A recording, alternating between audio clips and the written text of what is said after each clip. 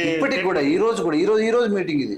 ఈ రోజు కాంగ్రెస్ పార్టీకి అయితే అల్టిమేటం ఉంది. అది బీజేపీ గైడ్ లైన్స్ మందకృష్ణ నోటి నుంచి వచ్చే ప్రతి వెరీ క్లియర్ చెప్పిండు. మేము చెప్పినట్టు చేయకపోతే మాత్రం డబ్బులు ఆగవు. నీవు కొట్టుకో ఖచ్చితంగా. మన డబ్బుల సాధన ఇంకేమన్నా దామోదర రాజనరసింహను కులం అవమానపరిచినావు, తండ్రిని అవమానపరిచినావు. ఈయన హైదరాబాద్కి వచ్చింది 96లో. మోతుకుపల్లి నరసింహ గారు కూడా మాట్లాడుతున్నారు. అందరు నేను ఏమంటున్నా గారు మాట్లాడుతున్నారు. ఇప్పుడు అందరి గురించి ఇప్పుడు నాకు ఏమైందంటే ఈయనకు సహకరించిన వీళ్ళందరినీ కూడా ఈ రోజు కొన్ని పుష్పరి లెక్క అందరినీ కూడా అవమానపరుస్తూ ఓన్లీ వన్ నరేంద్ర మోడీ. వీళ్ళ ఉద్దేశం ఏంటంటే మీరెవరు కూడా కాంగ్రెస్ పార్టీకి సపోర్ట్ ఉండొద్దు, మీరెవరు కాంగ్రెస్ లో ఉండొద్దు అన్నట్టుగా మాట్లాడుతుంటారు.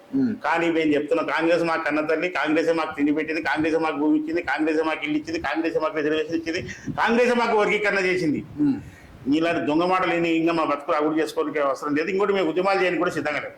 కారణం ఏంది, వచ్చిన పాలనలను అనుభవించాలి, ఇంకోటి తెచ్చుకోవాలి, ఇంకో ప్రభుత్వం నుంచి తెప్పించుకోవాలి, ఇంకా రప్పించుకున్నట్టు చాలా ఉన్నాయి అని చెప్పేసి అనేది మా ఉద్దేశం. ఈయన కావాలని డప్పు కొట్టియాలా, అందరి త్యాగాల మూలానేమో పద్మశ్రీ వచ్చింది, డప్పు కొడితేనో గిన్నిస్ బుక్ రికార్డులోకి ఎక్కాలని.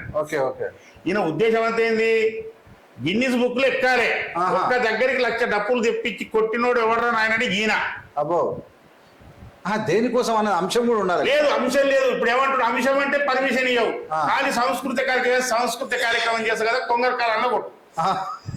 కొంగరకాలం ఓకేనా, కొంగరకాలం కొట్టుకో ఎవడో షార్ట్నర్ కొట్టు. ఊరిపేట పొలాల్లో కూడా మంచి రియల్ ఎస్టేట్ పెట్టి వీడియోలు పెట్టి డ్రోన్ కెమెరాలు పెట్టి అవసరం అనుకుంటే తెలంగాణ డప్పుల మీద పోటీ ఓడొస్తాడో రాండ్రా అని చెప్పేసి ఇతర రాష్ట్రాలు కూడా సవాల్ చేసి. అరే అది కూడా బాగుంది.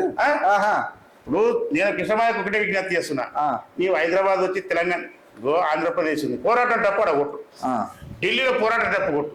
నువ్వు సాంస్కృతిక డప్పు అని ఎందుకు మరుస్తున్నావు దాన్ని? ఇప్పుడు ఇదేమంటావు, డప్పు కొడితేనే మాది కూడా అంట. ఇదొకటి వచ్చింది, ఈ చర్చ జరుగుతుంది. అందరు కూడా ఏవిఎం ఛానల్ లైక్ చేయండి, షేర్ చేయండి, సబ్స్క్రైబ్ చేయడం మర్చిపోకండి. 100% చాలా ఇంపార్టెంట్. ఇప్పుడు ఈయన ఏమంటుండు, ఈరోజు ఇప్పుడు ఈ ప్రెస్ మీట్ లో మంత్రుల్లో ఉన్న వాళ్ళు డప్పులు కొట్టాలి, డప్పులు కొట్టినోడే మాదిగా. దామోదర మాదిగా కాదన్నాడు కదా, దామోదర రాజనరసింహ మాది కూడా కదా, కులం సర్టిఫికేట్ ఉండనే ఆయన ఉండేనే.